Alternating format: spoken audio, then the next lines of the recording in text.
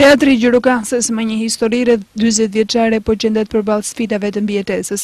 Përveç mungesës së shfaqjeve për publikun dhe vështirësive për të siguruar fonde, ky teatr prej 10 vitesh nuk njeh asnjë investim, qoftë edhe gëlqere për muret.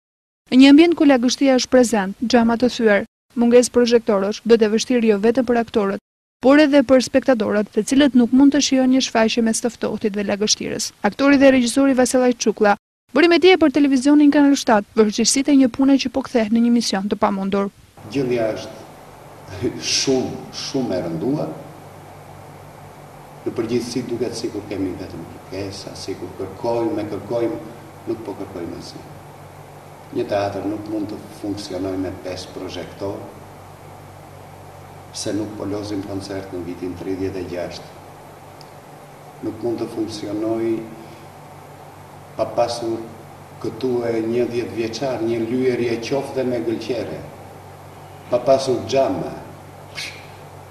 Nëse unë dua të shpresoj se do të ketë një të ardhme të ndritur, do të vijë dhe do të thirren dhe aktorë të rinj, dhe do të plotësohet edhe trupa, do të plotësohet dhe teatri me mjetet që i duhen.